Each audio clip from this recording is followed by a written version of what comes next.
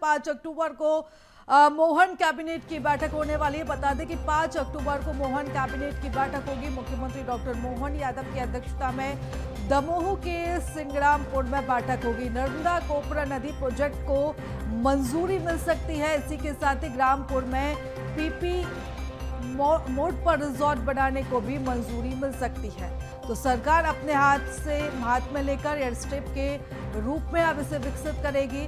मंत्री प्रहलाद पटेल ने कार्यक्रम स्थल की तैयारियों को लेकर जायजा भी लिया। तो बता दें कि 5 अक्टूबर को यानी कल मोहन कैबिनेट की बैठक होने वाली है।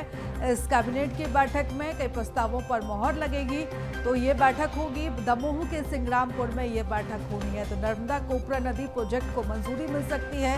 इसी के साथ ही पीपीपी मोड पर रिसोर्ट बनाने को भी मंजूरी मिल सकती है। तो सरकार इसे एयर स्ट्रिप के रूप में विकसित करेगी।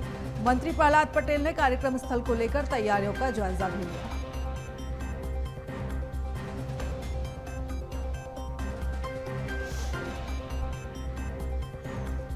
तो 5 अक्टूबर यानी कि कल दमोह के सिंग्रामपुर में कैबिनेट की बैठक होने वाली है। काफी खास ये बैठक रहेगी जहां पर कई महत्वपूर्ण प्रस्तावों पर मोहर लग सकती है। इसी के साथ ही कई ऐसे प्रस्ताव जो कि काफ़ी समय से लंबित थे उन पर भी चर्चा की जाएगी और उनको भी मंजूरी मिल सकती है।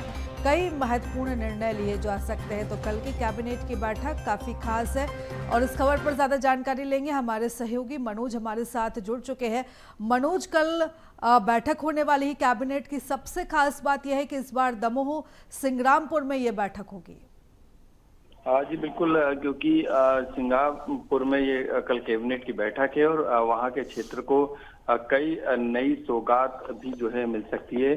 सीतानगर पे हवाई पट्टी बनाने की बात की जा रही है। इसके अलावा कैबिनेट में इसको लेकर भी प्रस्ताव आ सकता है। नर्मदा, सुनार और कोपरा नदी लिंक परियोजना जो है उसको भी जो है यहाँ पर उस पर भी चर्चा होगी। और सिंगापुर में पीपी मोड पर एक रिसोर्ट बनने का प्रस्ताव भी सरकार के पास आया था, उस पर भी चर्चा होगी। और सीतानगर हवाई पट्टी अभी सीमेंट फैक्ट्री प्रबंधन के पास है, तो उस पर भी उसकी लीज खत्म हो रही है। तो ऐसे में उस पर भी सरकार की तरफ से विचार किया जाएगा। ये प्रस्ताव भी जो है इस कैबिनेट की बैठक में आएगा। इसके अलावा सरकार इस प्रस्ताव के तहत इस फैक्ट्री को अपने हाथ में ले सकती है, यानी इसको आगे संचालन काम कर सकती है। हालांकि इस पे मंथन होगा।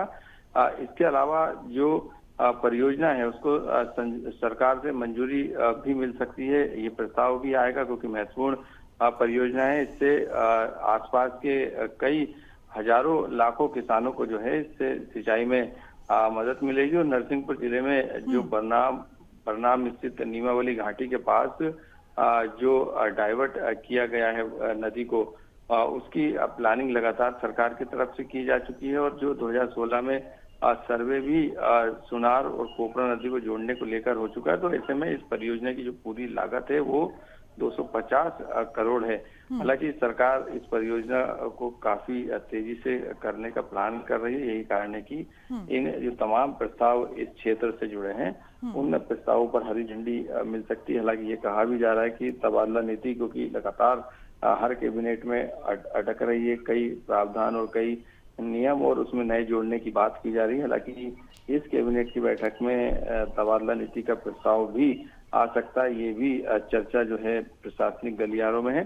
तो काफी महत्वपूर्ण बैठक है। स्थानीय जो विकास है उस पर कई प्रस्ताव जो है सरकार सौगात के तौर पर वहां की जनता के लिए लाने वाली है।